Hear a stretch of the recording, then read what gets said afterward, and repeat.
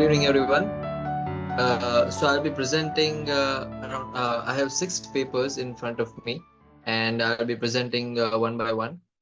So there was this study which is very recent, which came up in September 28th, 2023,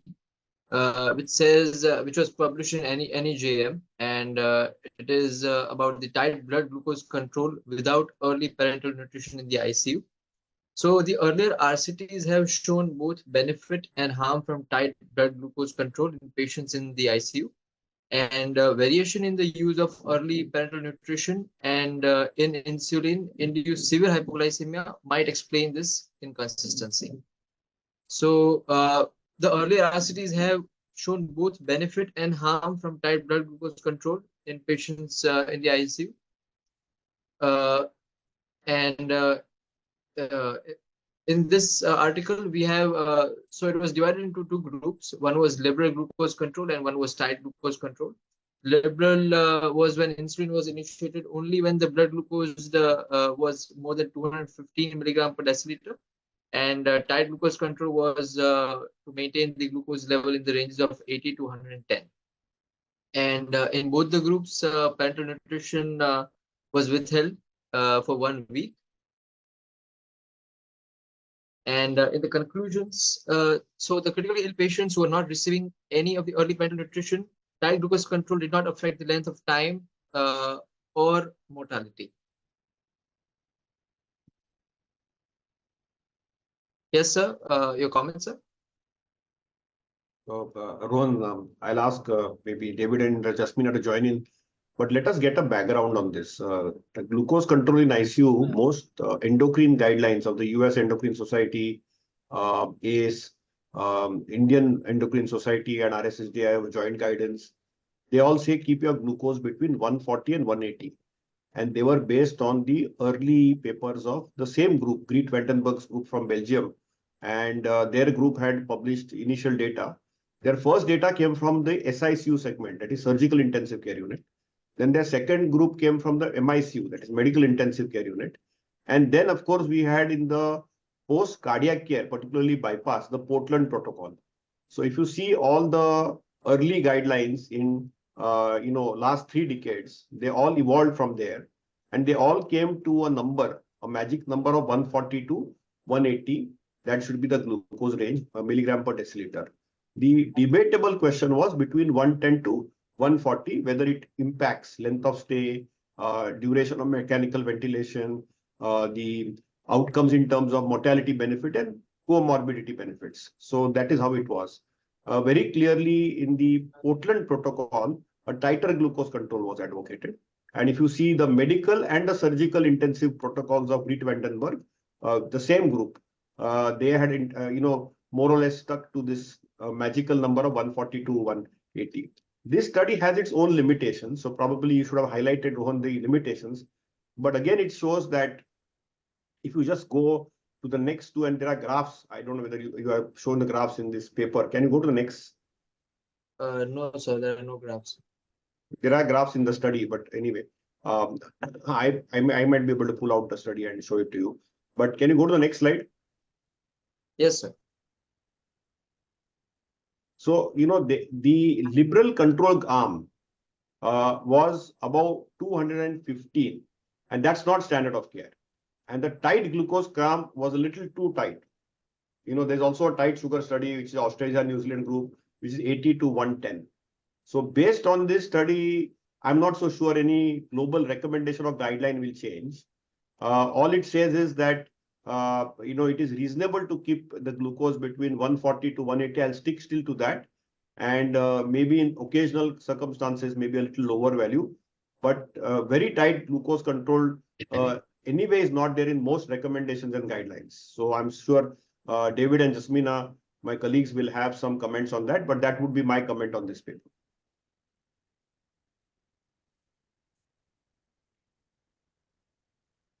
I think any one of you, David or Dr. Jasmina, please. Yes, absolutely. I agree with Dr. Shashank. 140 to 180 is what we usually target in post-bypass group as well. Because when we try to tighten it further, we really do not achieve anything in terms of outcome, post-operative outcome. Relevant to this particular study, but 215 is, I mean, that is not the target we follow usually. I mean, even in an ICU setup, we would want the sugar controls. 180 is the magic figure we would use over there. Like we would want the sugars to be less than 180. I mean, 200 we would use for people who have very high creatinine or terminally ill patients or somewhere. David, what would you add something? Yes, so way back from the NEGM 2009 paper from Fifner, from the Australian group, it is shown that, that there is a higher risk of hypoglycemia. In fact, the same group, I think, Vanderberg group has done the maximum work from Belgium. And earlier, the first papers, they had recommended tight control. But over the last 20 years, majority of the data has shown it is safer to keep it in 140 to 180. Maybe in some small subgroups, very stable patients, you can have tighter control. But majority of the data in the last 20 years, again, now from across all the continents, even the US data, Australian data, and the Europe data are concurring with the same, that it's better to keep it in this zone.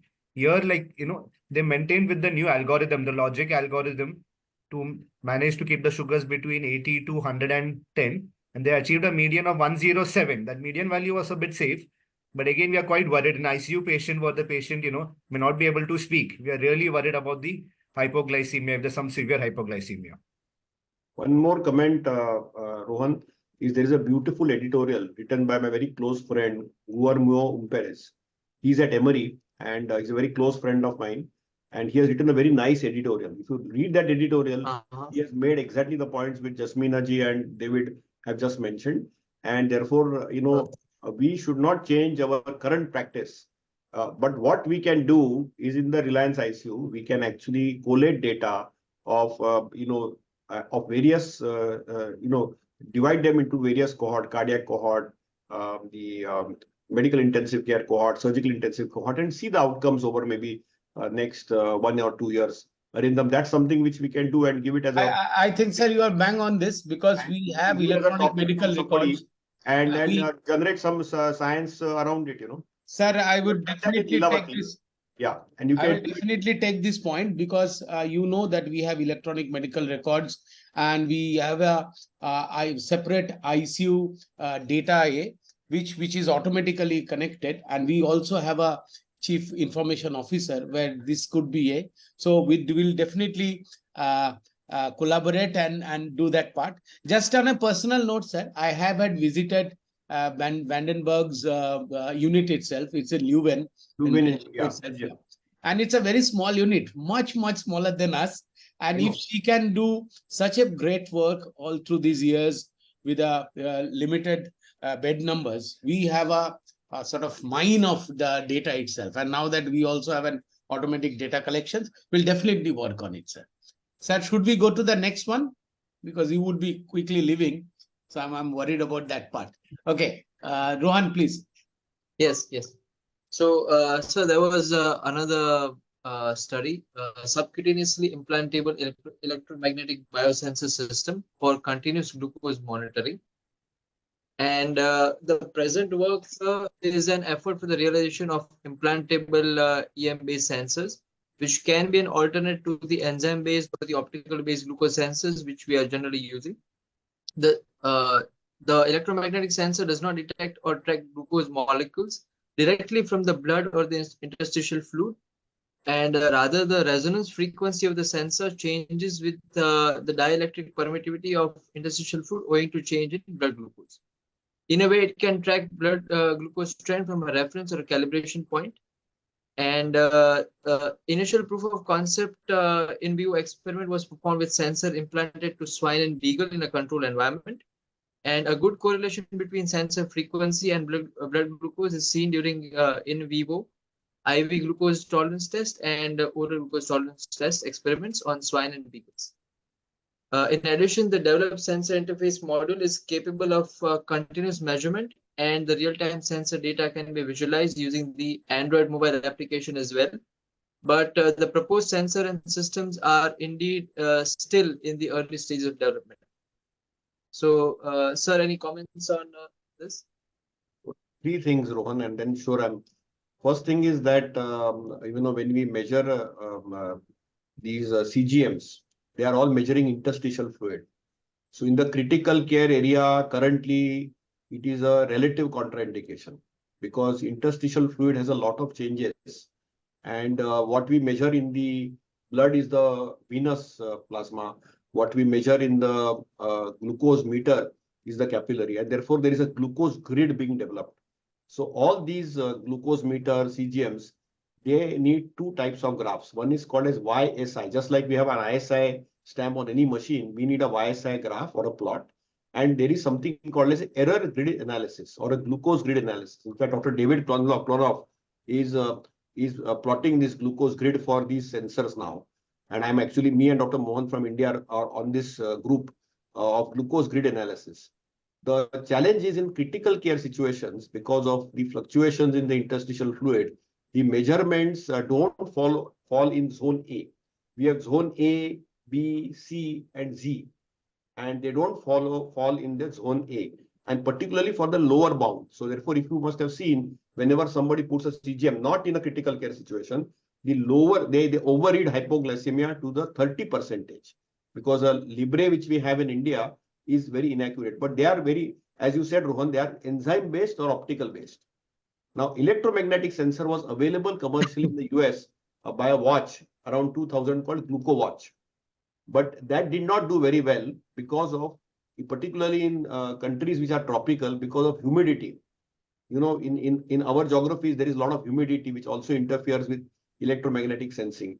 So this is work in progress. It will need to test three things. We'll need to see the YSI plot and error grid analysis.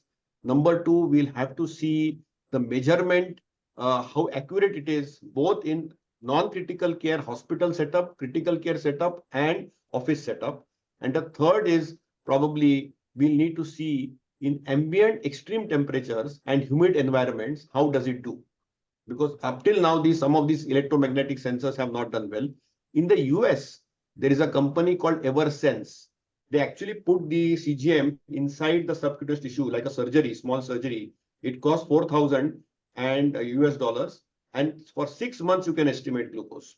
And in COVID times, there were papers from Professor Umpere's group from Emory suggesting that some of these sensors did work even in the critical care setups, because that time, you know, in COVID, you will bear with me, we had used sometimes, it was very useful to use some of these CGMs because they give us a trend. But all the glucose estimates are most accurate between the blood glucose values 110 to 250. Above 250 and below 110, they don't fall in the error grade of zone A. So this is the biggest challenge which we see in these devices. So this is exciting data, but I would like to see it. And again, it's an Android-based application. You know, Apple has gone on record to show that they are coming out with the glucose sensing from their watch. At IIT Madras Research Park, where I'm involved in some research with a commercial setup, they are also trying to do this, estimation. But it's all work in progress. So I would be a little skeptical till it has arrived. But I'm sure Jasmina and David can add something.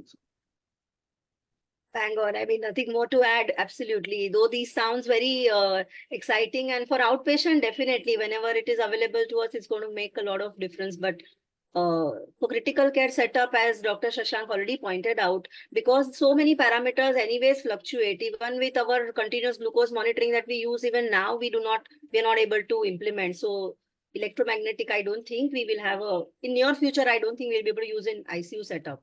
Dr. David, your comment. Like sir said that, one of the main fears that we have when we use the CGMS is when the values are below 100 and above 250. Most of the times we ask the patient to recheck. Like, so if you see in the ICU, the gold standard in many of the studies, they take the arterial blood glucose. Like even in the previous paper, which we commented, there all the data was analyzed from the arterial blood.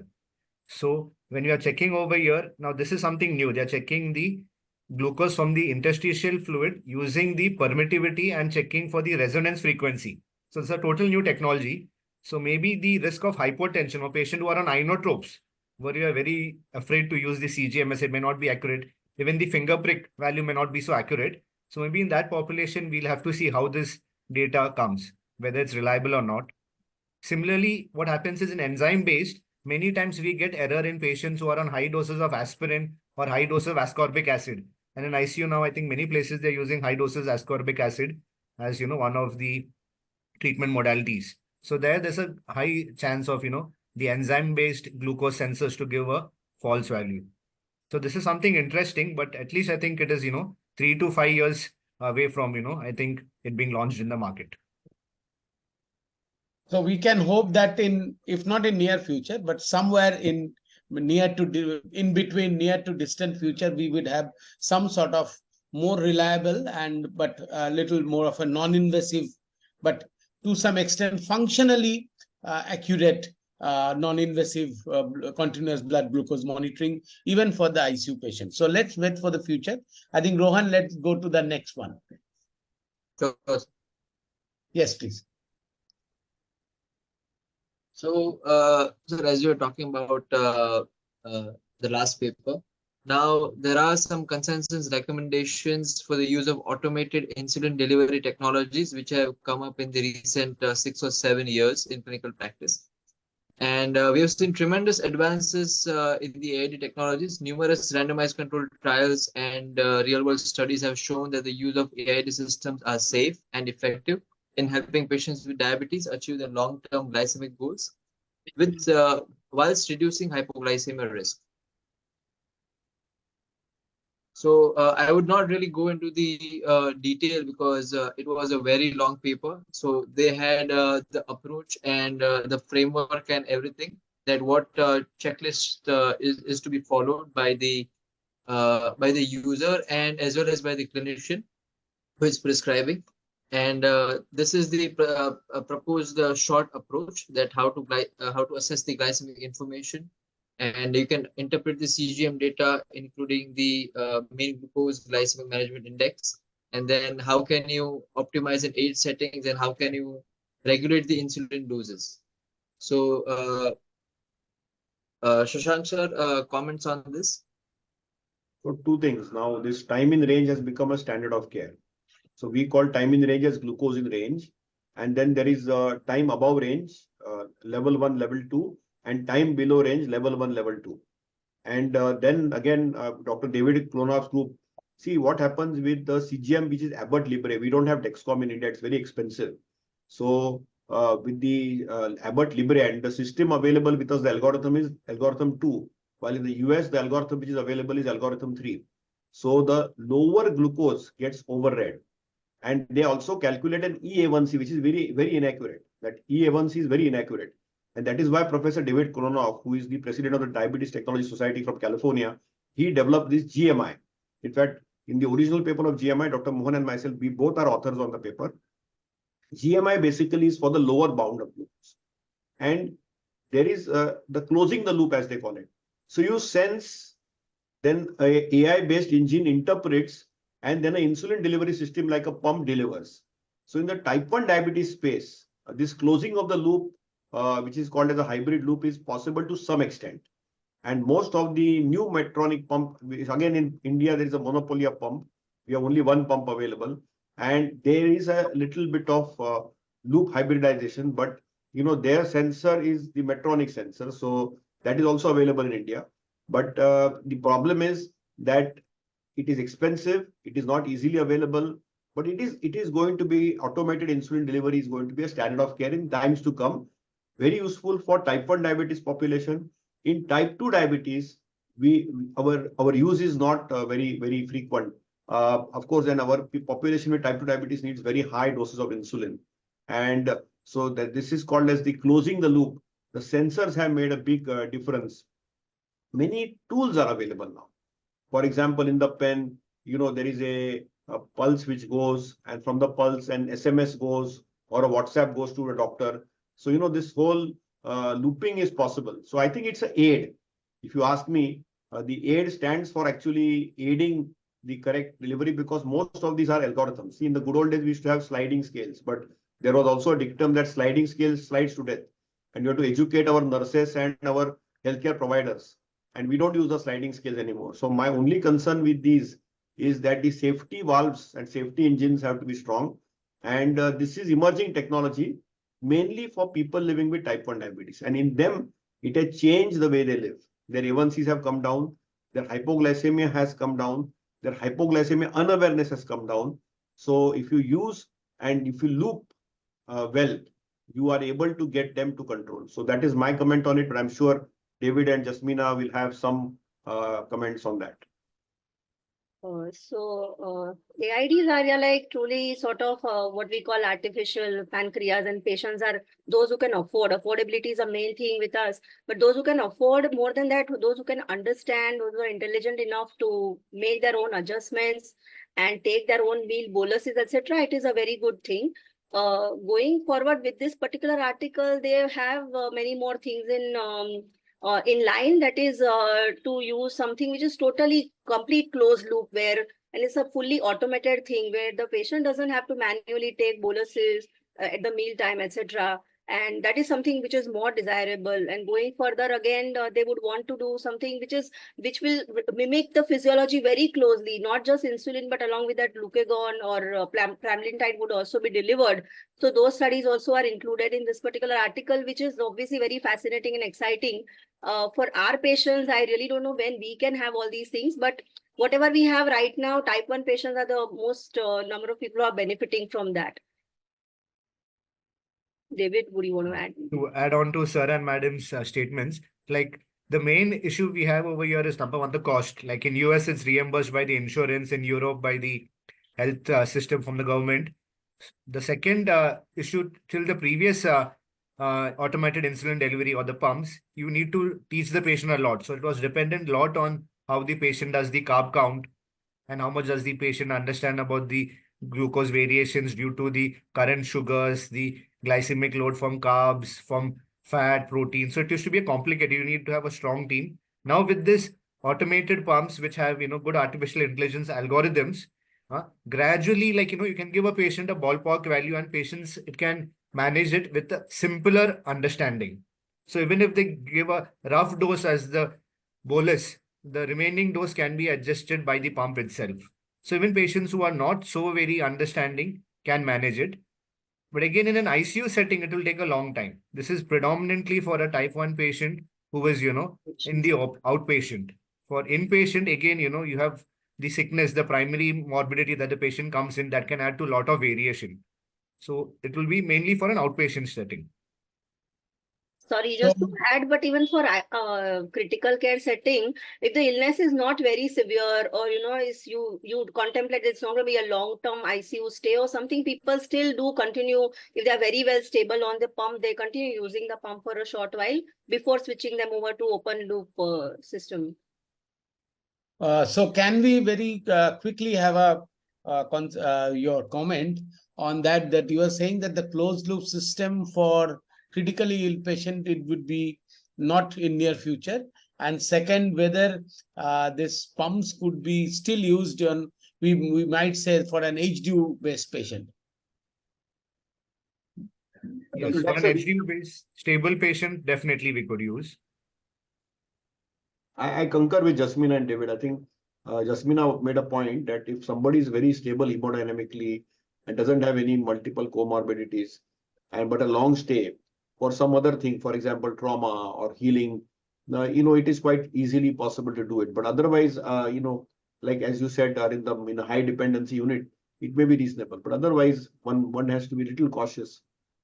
See, the technological errors are maximum sometimes in a critical care setup, because the ICU staff is not geared, and also the errors, which, like David said, somebody's on vitamin C, and there are so many other drugs which are being used.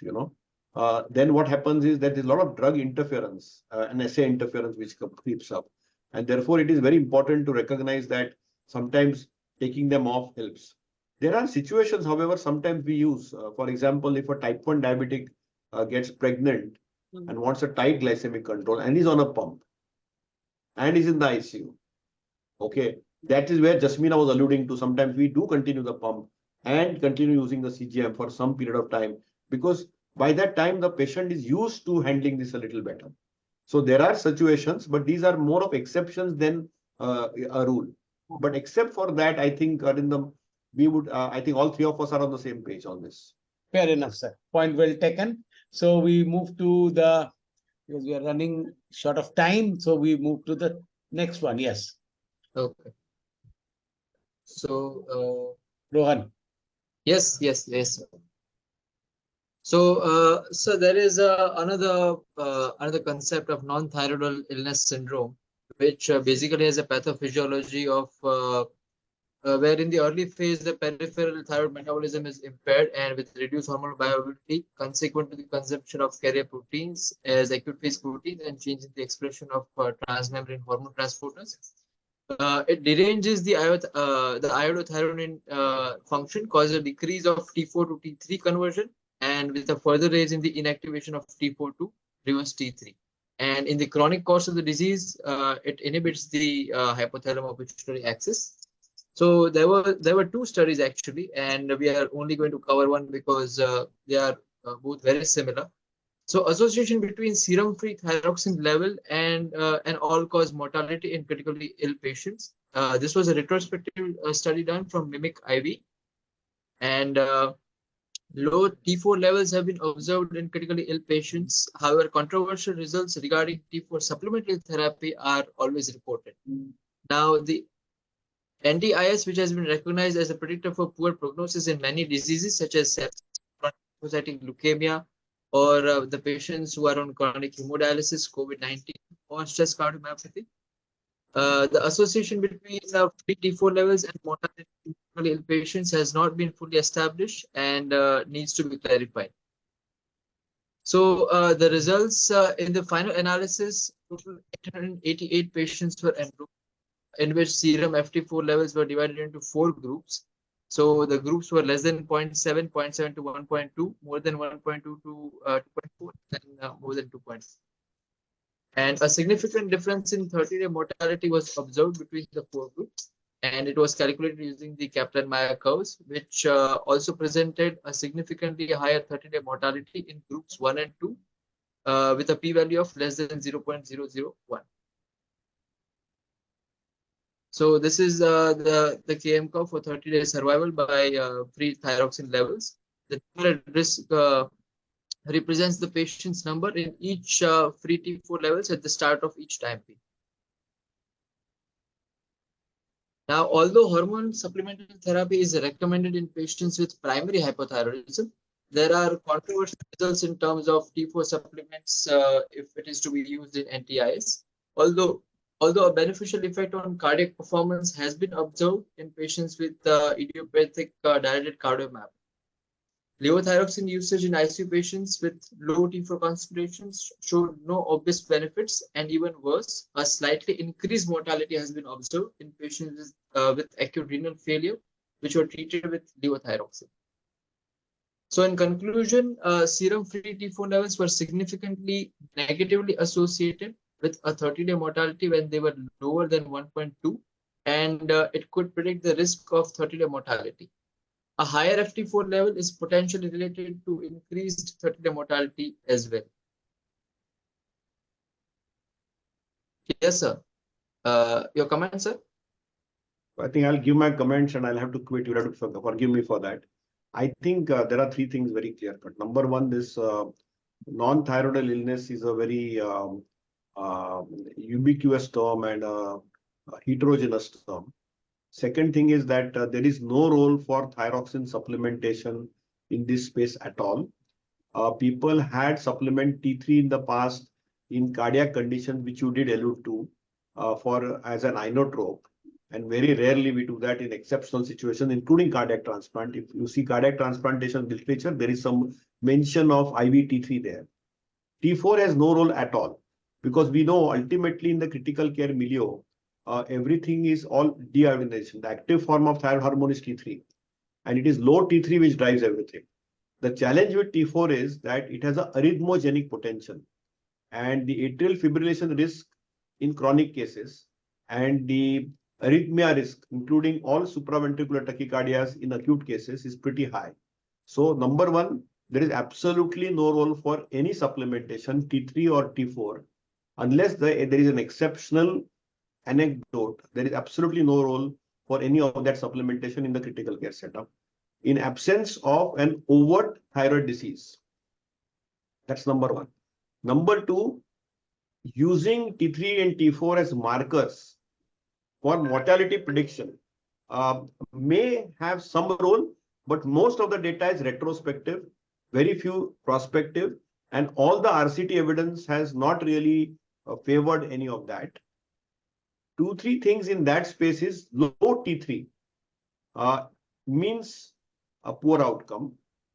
Here, what is unique in this study is higher T4 means poor outcome, but it's a retrospective Chinese study. So I would reserve my comment on this. I'm sure David and Jasmina will also have their comments, but please don't go out with any message that if the T3, T4 is low, first do free T3, free T4. If both of them are also low, rule out central hypothyroidism. You might need a small dose of steroid supplementation and then take it up from there. Thank you so much. I think I have to leave. It was a pleasure having. Thank you, sir. But we will bother you time and again on this. Thank you. Dr. Thank you, sir. Please, your comment on thyroid illness. So we do not supplement any thyroxine for this. Term was very well called as CQ thyroid state earlier, now called as NTIS. And this is more or less an adaptive response of the body, though that theory is not very well accepted. But to an extent, that is the thing, because in a critical illness, the body wants to reduce its metabolic requirements. And by reducing the thyroid levels to an extent, that benefit may be achieved. So when we try to replace the hormone, it actually mars the whole purpose. Also, so unless until we are very sure that there is a native thyroid illness, or in a cardiac patient who's been on amiodarone, where we think that maybe it is a genuine thyroid deficiency that we are encountering, just for a sickness related reduction in free T4 levels, replacement is not going to benefit. It will definitely harm by causing tachycardia and tachyarrhythmias and all that. That is what I would say. Dr. David, have you ever used this as any of the very desperate or desperate situation or salvage therapy in cardiogenic shock, transplantation, or refractory shock? Any role, even despite the arrhythmogenic potential? So again, we evaluate the clinical features. If the clinical features are correlating, like suppose you have a patient with severe hypothermia, hyponatremia, then definitely, if the values are T3, T4 is low, TSH is low, and you are suspecting maybe it's a non-thyroidal illness, and you are not sure to rule out central hypothyroidism. In those cases, we have tried. But again, even if there's a slightest doubt of pituitary or hypothalamic involvement, it's very important that you evaluate the cortisol axis, and if there's a doubt, start cortisol replacement before you start the thyroxine replacement. That's very important. Couple of patients then had, worse prognosis once you start the thyroxine, and then their arrhythmias worsened. They had significant hypotension. The second thing is sometimes you have patients, who present with such a condition where they are presented with hyponatremia in the ICU, and, there it is the component where there is other parameters have been neglected, like they have significant, hypothyroidism, and in the pre-op time, their hypothyroidism was not evaluated. So in those cases, it's a significant, primary hypothyroidism or a secondary hypothyroidism, which has not been evaluated pre-op. So very important that if you have a surgical case, you need a baseline value and always compare with the baseline value. Now, you have some conditions where, we haven't used high doses in the ICU. A couple of conditions where there are children who presented with this, liver tumors. So you have small children who have this liver tumors, they have consumptive hypothyroidism. So we have where this enzyme mentioned, deiodinase, they had significantly elevated deiodinase. They were in the ICU. You had to give them a very high dose of T3, T4. But in those cases, you had an obvious, secondary cause. The TSH was high, you had a liver tumor. But in a borderline case, most of these cases, you don't have the clinical features of hypothyroidism. The TSH also is very non-specific. It could be slightly low, normal, slightly high. And then you have to think definitely twice before you start the thyroxine replacement. Rohan, let's move to the Yes, next sir. one. Yes. Yeah. So this is a very similar in terms of what we just talked about. So this is a systematic review and meta-analysis where NTIS predicts outcome in adult critically ill patients. And the conclusion was that the findings were highly prevalent in the critical ill population, and that decreased serum T3 or T4 levels are associated with mortality and in adult ICU patients. Based on these findings, the measurement of serum T3 or T4 levels could provide better information related prognosis in this setting. Yes, I would agree. I mean, I have seen quite often that free T4 levels, I mean, for whatever reason, patient having hyponatremia, bradycardia, somebody or the other tends to ask for a thyroid function, and that's where we come into picture, and we said that no, this is non-thyroidal illness. However, if we find that the free T4 levels are significantly low, patient outcome definitely it has not been positive. It definitely correlates with the negative outcome from a critical illness, the free T4 level, especially if the TSH levels are either low normal or lower than normal. Yes, to add on to Madam's comment, like in the ICU, many times we order total T3 or T4. So we should never order total T3 or That's T4. free T4, yes. So always do the free. And the other name for, this condition is low T3 syndrome. So low T3 is what we expect. But once you have the setting of low T4, that is when we should be more alert for a higher risk of mortality. So most of the studies are consistent to show that low free T4 has a good correlation with mortality, while low free T3 does not have such a correlation with mortality. That's a more of an adaptive response. Also, the assay is more stable for free T4 compared to the T3. Probably that may be the reason. So do you think it's a wake-up call, or we should be ready to intervene? Or it should be more of that pointing towards that we should be more careful with the patient? What should be our clinical interpretation, being an intensivist? Yes, I mean, we need to be more alert as in terms of tightening all other ends, whatever we can do to bring out the patient when we know that the free T4 has now started going lower and maybe it is not supporting a very good outcome. Then yes, we have to be more aggressive in terms of optimizing all other arms of treatment. Dr. David, do you agree on this? Yes, I concur with Madam that this is like an alert that, this patient is not doing well. All the metabolic parameters have to be looked into. Look for other secondary causes that you're missing out on. It does not mean that the thyroid is the culprit, but you have to still keep the hunt going on. Fair enough. So it could be just a marker of overall illness and whatever whether we can, as Madam said very well, in a manner that you tighten up all your loose ends and get the patient better. Okay, fair enough. I think you have last two studies, right, Rohan? Last study, sir. Last one. So let's wrap it up, and then I will take independent comment from both Dr. David and Dr. Jasmine. Yeah, please. Sure. So this study is on prophylactic melatonin for delirium in intensive care, known as a ProMedic study. And it is a naturally occurring, safe and cheap hormone that can be administered to improve sleep. The main aim of this trial will be to determine whether prophylactic melatonin administered to critically ill adults, when compared with placebo, decreases the rate of delirium or not. Although they are still in process of recruiting patients, and this trial will be the largest trial evaluating melatonin as a prophylactic agent for delirium in any setting, and certainly the largest in intensive care. Now, currently a trial by Vanden, Bugard and colleagues is recruiting. They are evaluating haloperidol as a preventative agent for ICU delirium, and they plan on to enroll 245 patients into 3 arms. However, haloperidol has potential side effects, whereas melatonin is extremely safe, inexpensive, and potentially more acceptable to the patients, with the rate of side effects being less than placebo. And the choice of the dose of 4 milligrams it does require some consideration. Although the existing trials have used a variety of doses ranging from 0.5 to 5 milligrams, and Bond and colleagues used 10 milligrams to aid sleep, but they found a carryover effect with the following day. So therefore, they feel that 4 milligrams is a practical dose and within the range of previous studies. Now, evidence exists confirming absorption in critical care. Yeah. So more or less the same. And they've also done a subgroup analysis for sleep study. It involves a subgroup of 100 patients who will undergo sleep quality assessments twice during their ICU stay using polysomnography. And the hypothesis is that melatonin will increase the quality and quantity of sleep compared with the placebo. And polysomnography will be done between days 2 and 3 and between days 5 and 7 of the ICU stay. So as they are still recruiting, we do not have the results for this study, but we are welcome for the comments. I think both of you, please take your turn. Maybe the ladies first.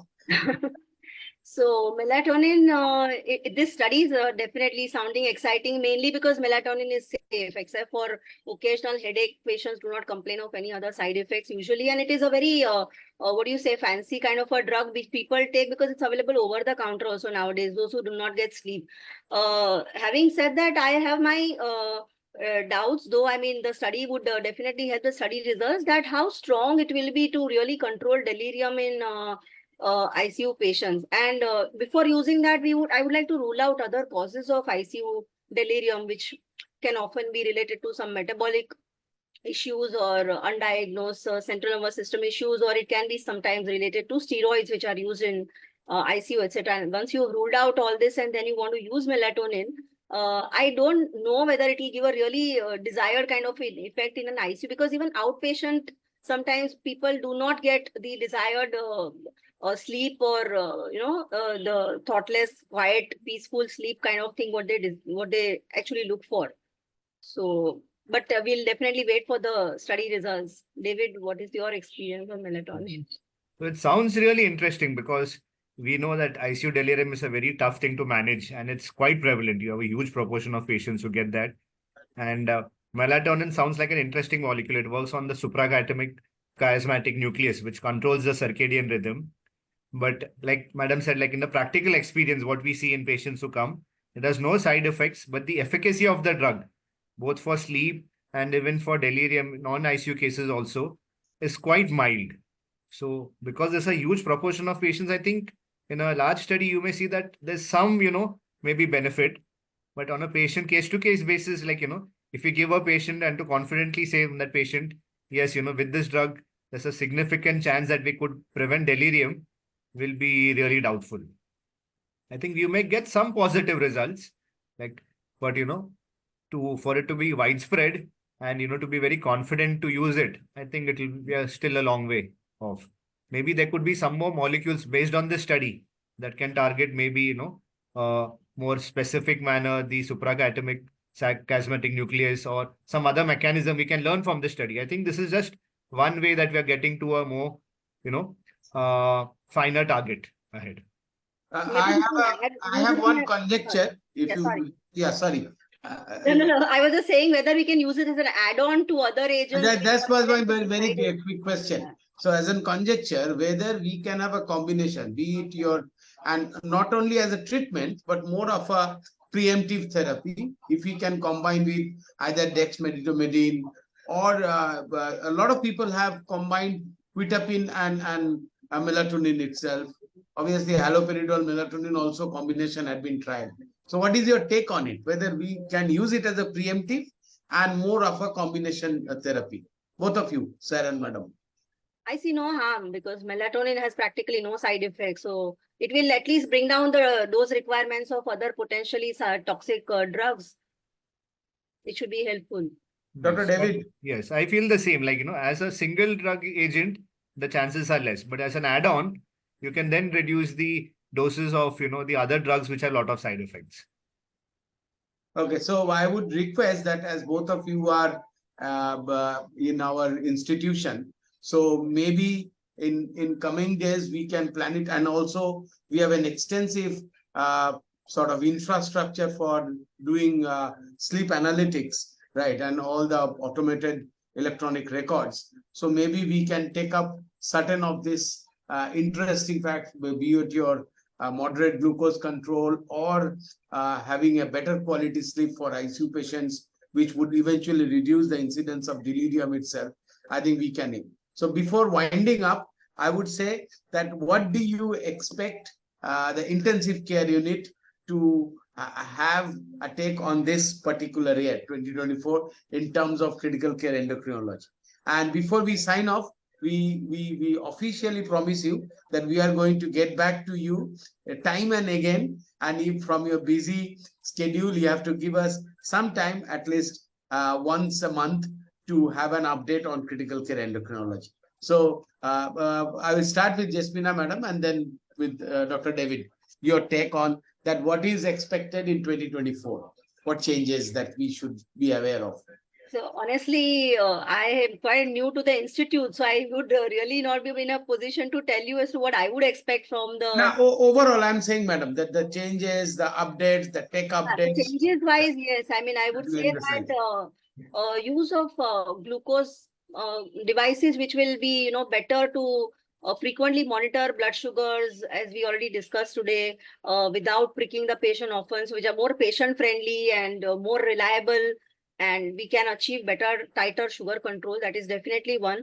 Secondly, using thyroid function as a baseline for all the patients, especially surgical patients and even critically ill patients, going in detail into the details of history of the whether patient had a thyroid illness or the patient was any kind of steroids. Very often we see the history of steroids is it is just hidden, and we keep on fiddling, struggling to find out the diagnosis or why the patient is not coming out, and patient has an HPA axis suppression because he's been on steroids outside for some topical steroids or whatever kind of steroids. So those are the things which I would feel that definitely change the management.